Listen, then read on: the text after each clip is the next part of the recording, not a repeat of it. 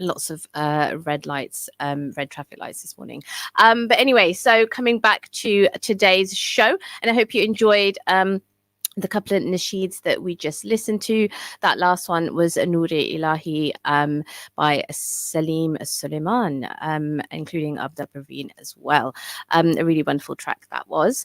And on today's show, I'm really looking forward to sharing more poetry with you. And today's book that we're going to be looking at is by a very well-known Palestinian writer, academic, poet, Mahmoud Darwish.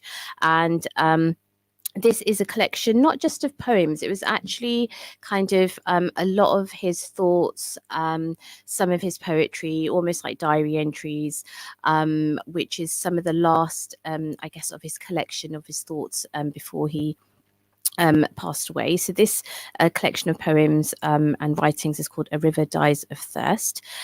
This has been translated by Ruth. Well, the preface, is by Ruth Pedell. And it's a really wonderful collection. If you don't already have a book by this writer, Mahmoud Darwish, definitely would recommend, especially if you want to know more, I guess, about the history of Palestine, if you want to understand its culture, heritage, and of course, all of the experiences, I guess, that Palestinians have been going through over, for decades. So I'm looking forward to sharing some of the excerpts of this book.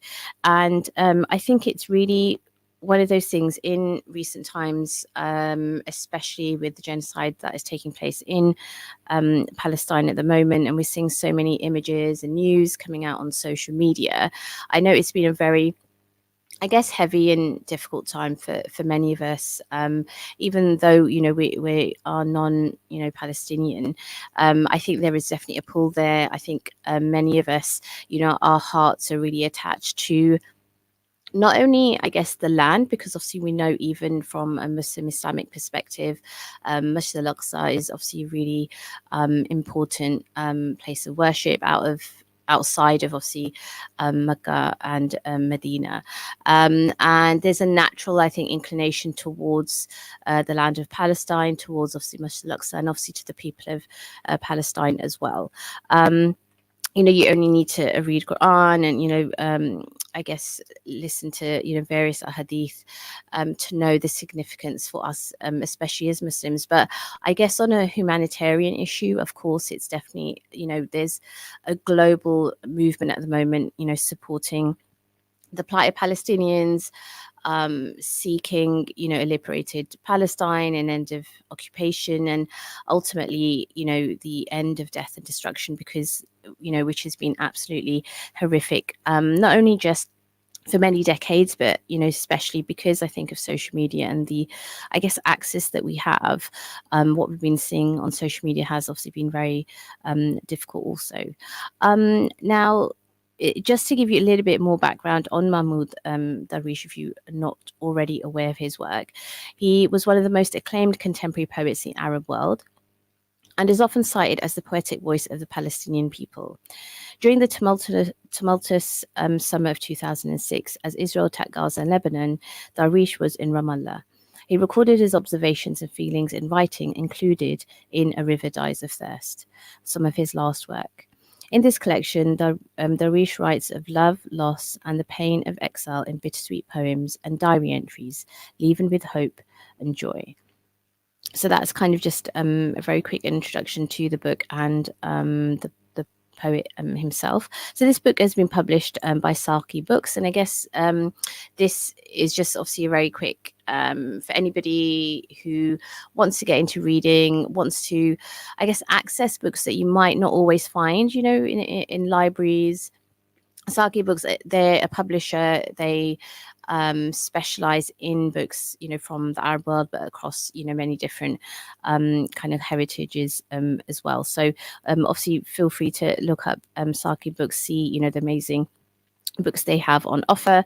This book that we're going to be discussing today, A River Dies of Thirst, they were actually just recently had an offer that if you buy books during a certain period of time, they were donating some of the money to a charity in support of Palestine. So that was really great to see.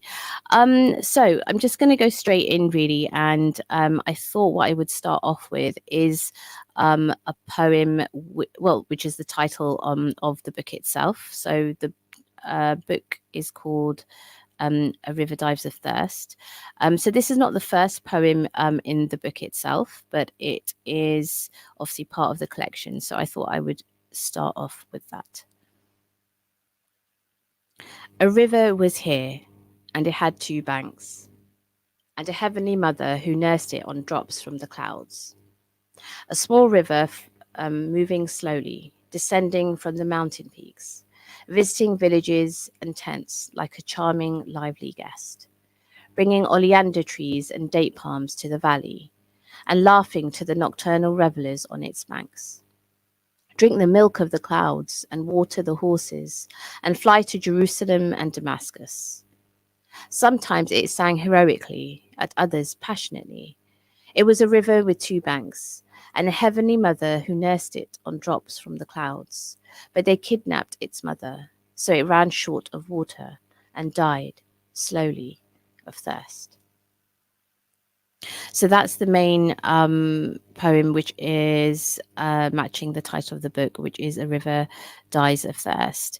And I think just from that, you can begin to appreciate, I think, the amazing depth in which Mahmoud Darwish writes. There is so much there in terms of using the metaphor of the river. And I think this idea of water, personally anyway, when I think of rivers or seas, water, there's this sense of something which gives life. So this idea that there's this river which is moving slowly through its land, it's giving life to the villages, it's giving life to the trees and the date palms, and it's almost calling on on its people that to kind of take benefit from this, and to like the actual quote that is used within the poem is, drink the milk of the clouds and water the horses and fly to Jerusalem and Damascus. So again, even from a Muslim perspective, we know that rain, it's a blessing, because there's even, I think, a sunnah that when it first starts raining, the Prophet ﷺ, he would go out and he would actually kind of open his body to the rain, to almost receive the rain, because it was understood that it was something that was coming like straight from Allah subhanahu wa ta'ala as a blessing. So there's definitely so much I guess significance there for us, from a Muslim perspective as well. But then for it to then end and say, they kidnapped its mother, so it ran short of water and died slowly of thirst. I mean, subhanAllah, there's something which is so significant, and it really does make me think more, looking at recently what's been going on, the idea that starvation is being used as a weapon of war at the moment in Palestine as well, and this idea that people, even at the moment, in Gaza, in various places in Palestine, are dying of thirst. They're dying of hunger, and this is obviously a man-made situation. This is not something where people sometimes use the word famine, but obviously that's something a little bit different. This is something which is being inflicted on the people. So I really feel, it's so poignant, this poem, and the fact that the book itself has been titled A River Dies of Thirst as well. So there's, so much to think about.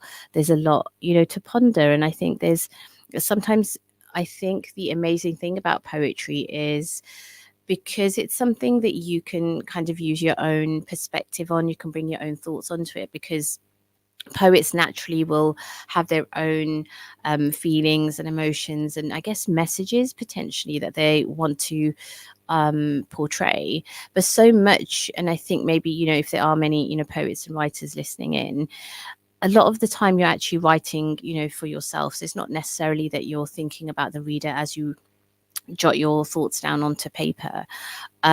But naturally, what happens is, as the reader with any book, and obviously we've discussed so many things on the book club show, as a reader, you take on various meanings and Yes, sometimes it means we might project, but all of those are to bring meaning to life and to bring meaning to circumstances.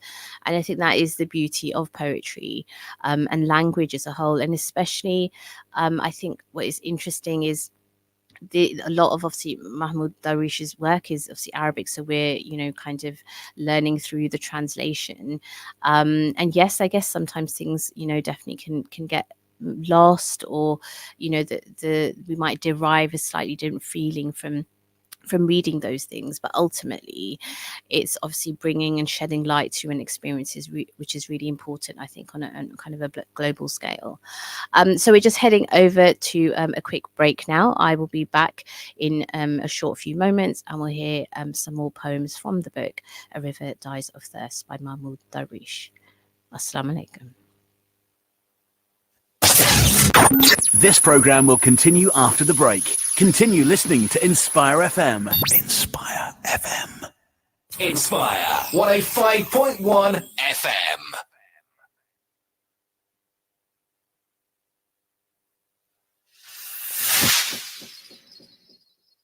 Assalamu alaikum wa rahmatullah.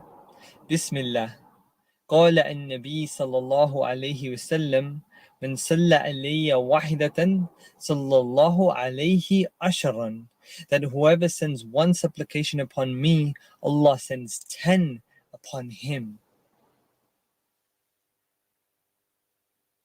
Established since 1990, Leagrave Heating Supplies is the largest independent plumbers merchant in the area. And we're the specialist for all types of plumbing and heating, as well as combination boilers and mega flow cylinders. Leagrave Heating Supplies is your first choice for your new bathroom or complete heating system. Visit our showroom at Shore End Lane, Luton, to see our latest range of quality bathrooms. Or log on to lhsdirect.co.uk. We're stockists of genuine Baxi spares, and we have a showroom in Bedford too. Leagrave Heating Supplies. Call Luton 84 86 88. لبيك اللهم لبيك. Preparing for Hajj with Inspire FM.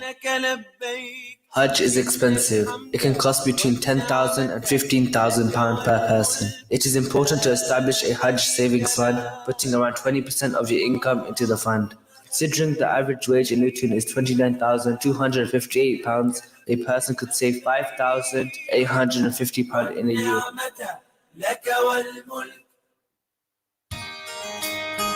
Any of us can make a difference in a child's life. There is no such thing as a typical foster carer. Fostering is something that you can do full-time or something you can do around your job.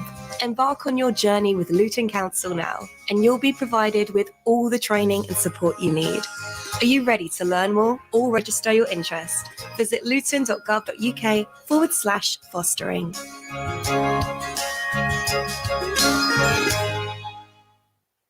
After we finish eating and drinking, we say, Alhamdulillah alladhi at'amana wa saqana wa ja'alana min al-muslimin. Alhamdulillah alladhi at'amana wa saqana wa ja'alana min al-muslimin. الحمد لله الذي أطعمنا وسقانا وجعلنا من المسلمين.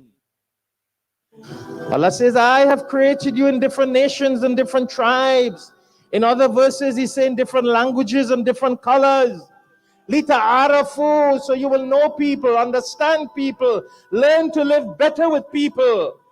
لِتَعَارَفُوا, not detest people, not hate people, not kill people. We are supposed to be the people who preach love and peace and the oneness of God and unite people. And whether people understand or not, our job is to give the message. From the heart of Bedfordshire in Luton on 105.1 FM. This is Inspire FM News.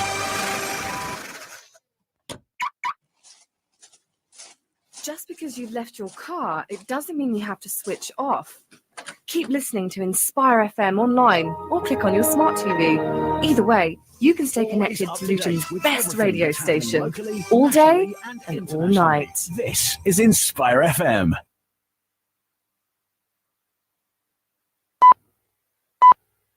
From the studios of Inspire FM, the time is now 10:30.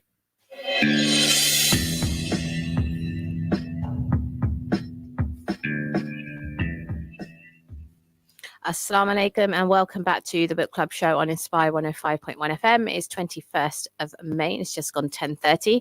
On today's show, I am discussing and talking about a book, a poetry book by Mahmoud Darwish called A River Dies of Thirst. In the first half of the show, I shared the poem which matches the name of the book title itself. And in the second half, I'm just going to continue to share some more of the poetry and some of the thinking and writing within this poetry collection. So the next one is titled If Only I Were a Stone. I would yearn for nothing, no yesterday passing, no tomorrow to come, and my present neither advancing nor retreating, nothing happening to me. If only I were a stone, I said. Oh, if only I were some stone so that water would burnish me green, yellow. I would be placed in a room like a sculpture, or exercises in sculpture or material for the eruption of the necessary from the folly of the unnecessary. If only I were a stone, so that I could yearn for something. So that is, it's quite a short poem, but again, the depth and meaning of it is really, really vast. This idea of being, you think of a stone, you think of, some like inanimate object, an object that gets used, that gets, I guess for various things. Mahmoud Darwish in here has, said potentially that, he'd want to be a stone that water could burnish, that it could be placed in a room like a sculpture, used as some sort of material for some sort of, he says here of the eruption of the necessary from the folly of the unnecessary. So it's really making you think, I guess, of, potentially of what do we value, what things do we value, how do we use materials and objects, but this idea that, he starts the poem off by saying that I would yearn for nothing, because, there's kind of this idea of nothing is actually happening. And I don't know, I think there's this feeling that I get when reading this of life feeling a little bit stationary, feeling a little bit kind of still. And this idea that at least, he says, if I were a stone, I could yearn for something. And I think maybe potentially, of course, not being Palestinian myself, but this idea of how are you able to live life when I guess there's a continuous barrier and blockage, by an occupying power, to stop you kind of living that life. So yeah, I think, there's potentially so much to take from that poem itself. This next one is titled The Enemy. So it's not, the structure of this is not as a poem. So it could be more, because this book, A River Dies of Thirst, isn't just a poetry collection. It's got like, it's been termed like diary entries. So it's also including the writer's thoughts and general, views about, what I guess on his own life really, and different reflections. This one is titled The Enemy. I was there a month ago. I was there a year ago. I was always there, as if I was never anywhere else. In 1982, the same thing happened to us as is happening now.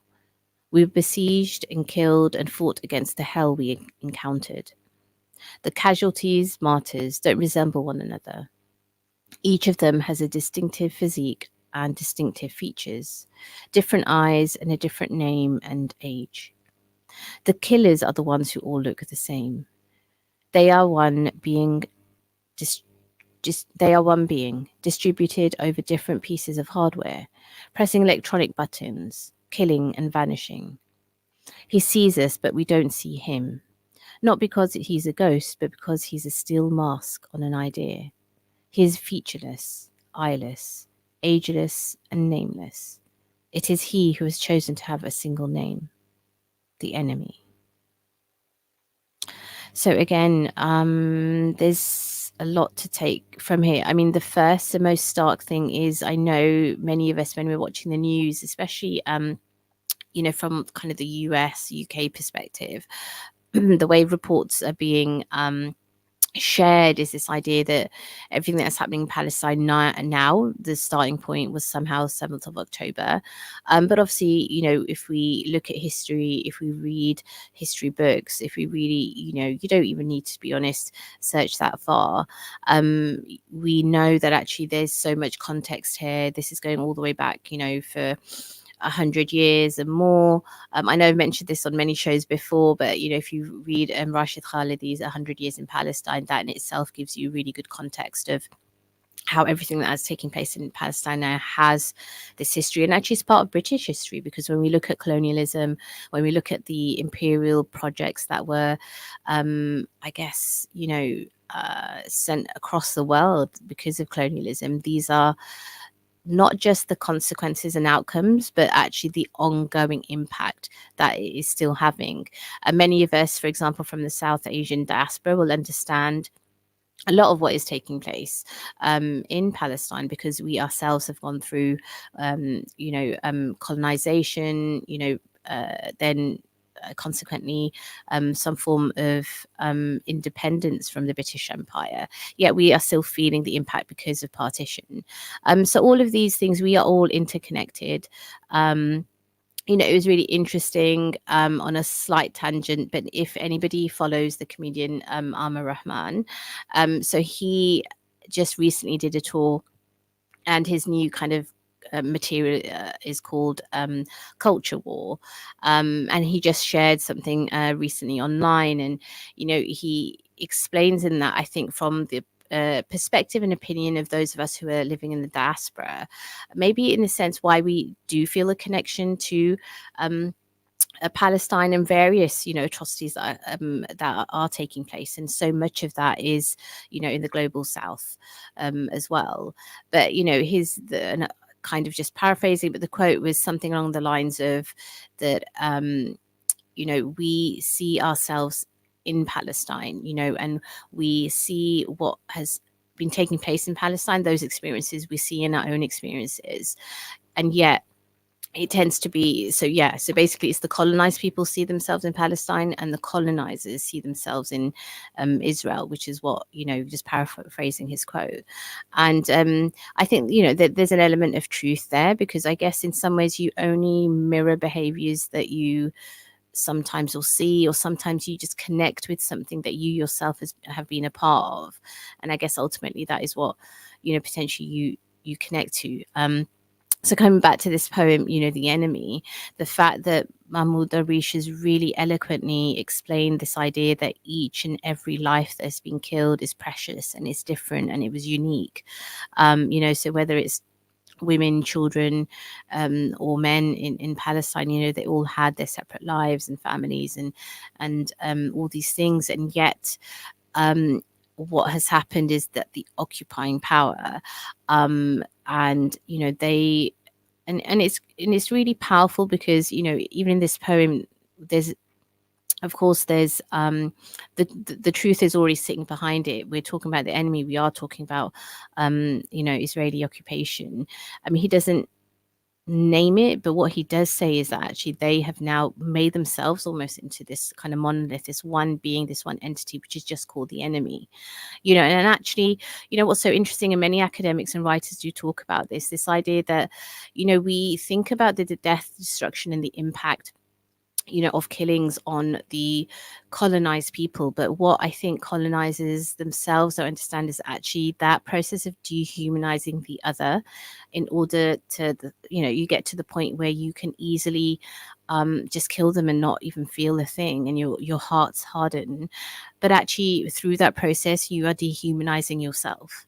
And, subhanAllah, there is so much there to think about. And inshallah, we just pray that, people who are potentially, being indoctrined, and especially young people who, I guess there's kind of a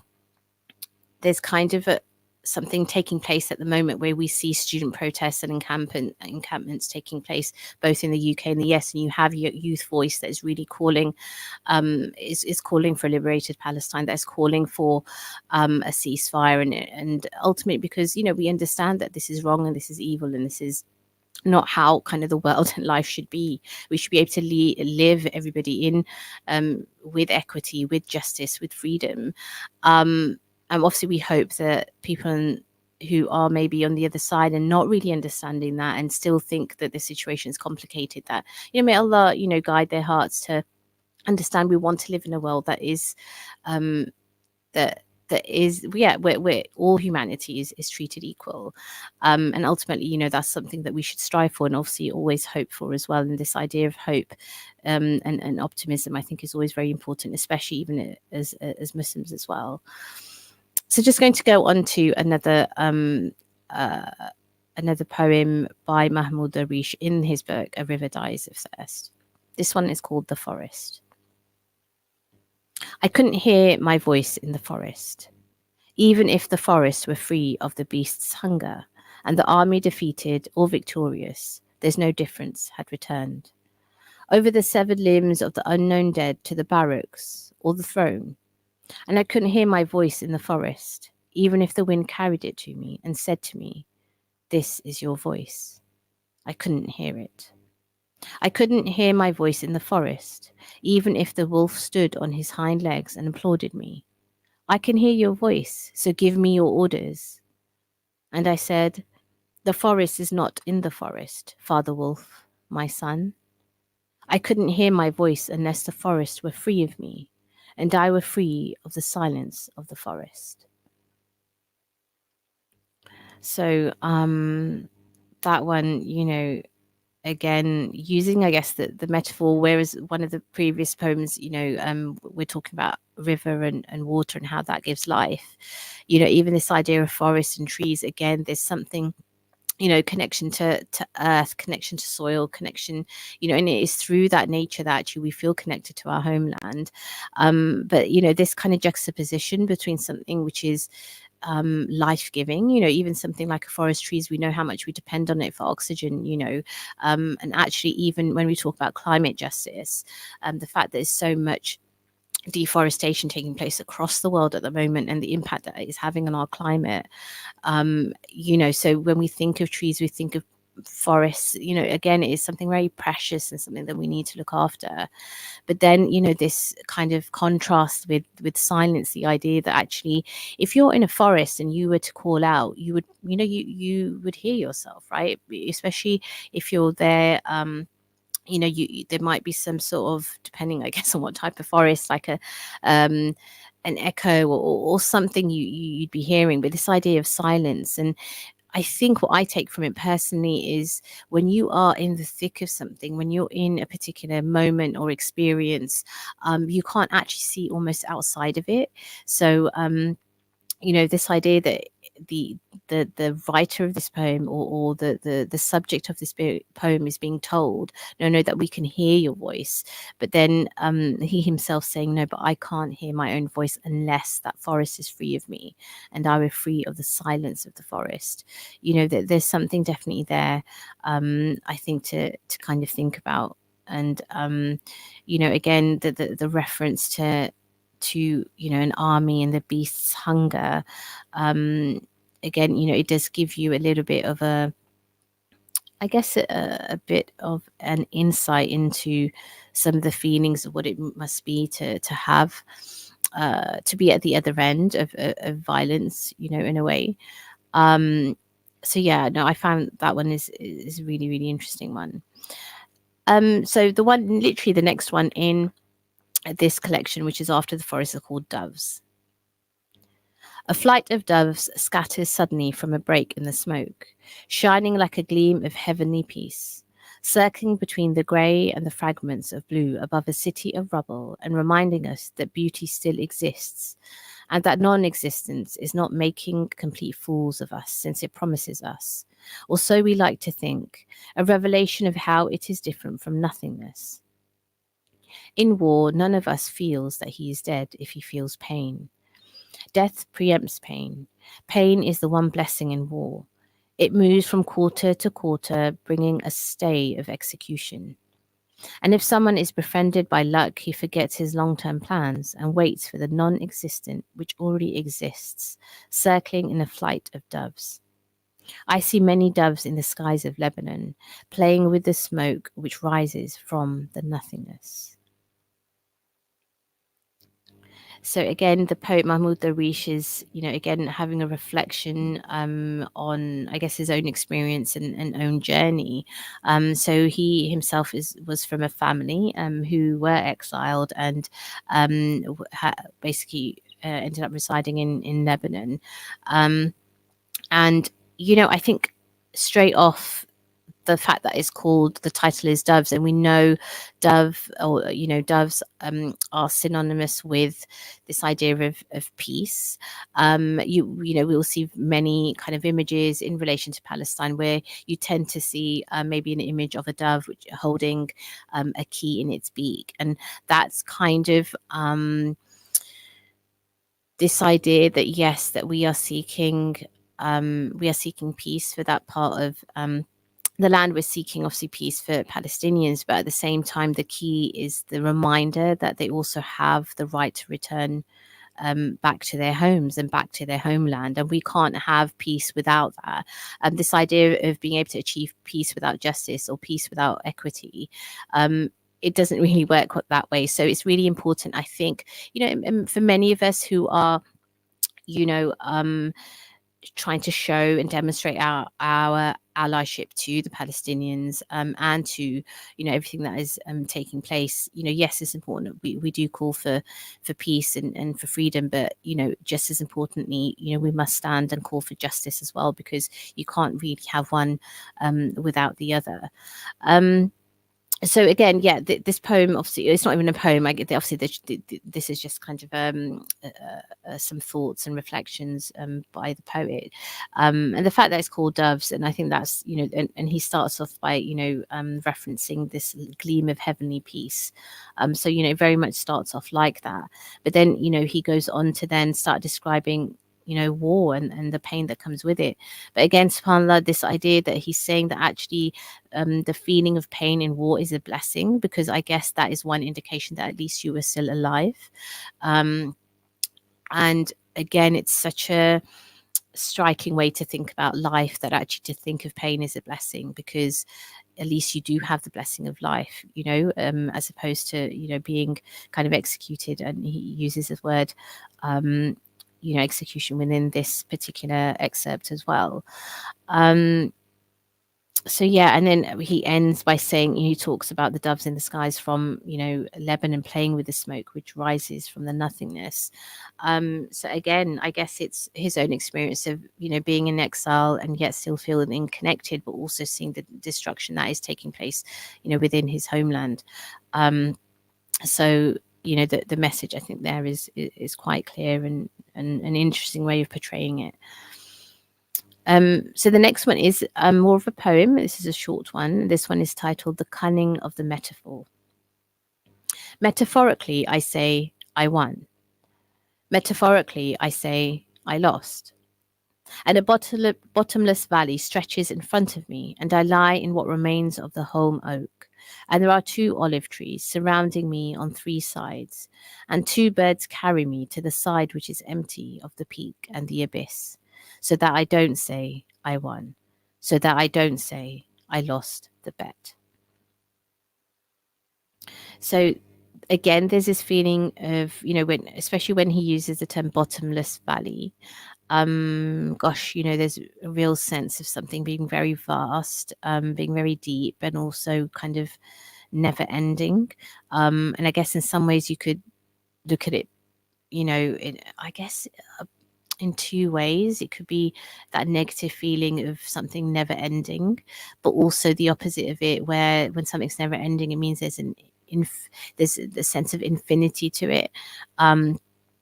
And me, like, for personally, I guess I would think that actually at least we know that any experiences, when we're going through, hardships, at least we know they're very impermanent and temporary, because this dunya is, impermanent and temporary. And we know whatever is with Allah is what is everlasting and what is infinite. And I think there's definitely a sense of hope there. So again, he's using kind of these opposites of he, for example, when he talks about the peak and the abyss, you know, and for any kind of hikers and, you know, listening, you know, we can kind of maybe relate to that metaphor of, you know, you reach the peak of a mountain and you want to, you know, you look down below and you can see, you know, or if you go into a cave, there is this sense of abyss and nothingness. So there's definitely something there about that contrast and what that, I guess, will make the reader think, which I think is, you know, really, really quite interesting. So I think we've got time for a couple of more poems. So for anyone who's just joined and listening into the show, I'm talking today about a poetry collection by Mahmoud Darwish called A River Dies of Thirst. So this next one is Two Strangers. He looks upwards and sees a star looking at him. He looks into the valley and sees his grave looking at him. He looks at a woman who torments and delights him, and she does not look at him. He looks in the mirror and sees a stranger like him, looking at him. So this one was titled Two Strangers.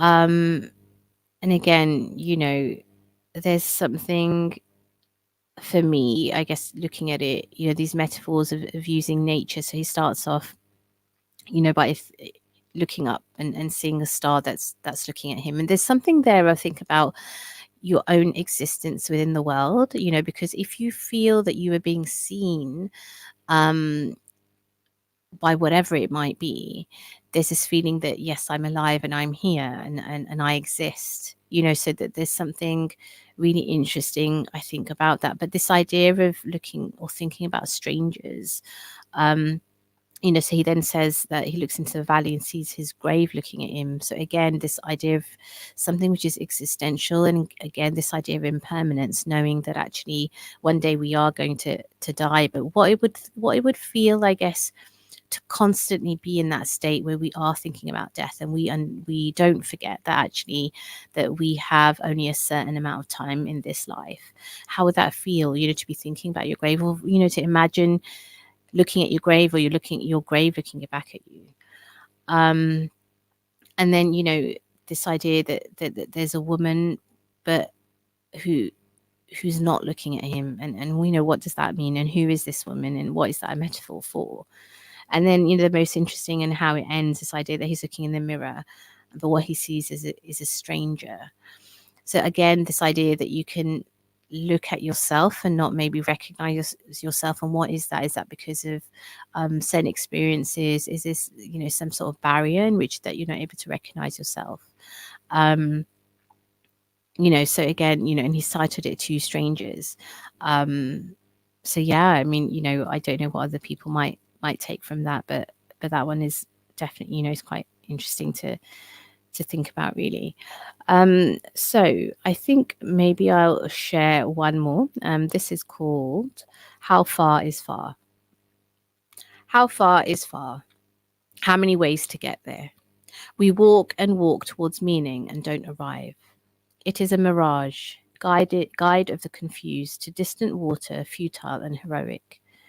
We walk, and in the desert we grow wiser, and don't say, because the wilderness is perfection. But our wisdom needs a song with a lively tempo so that hope doesn't flag. How far is far? How many ways to get there?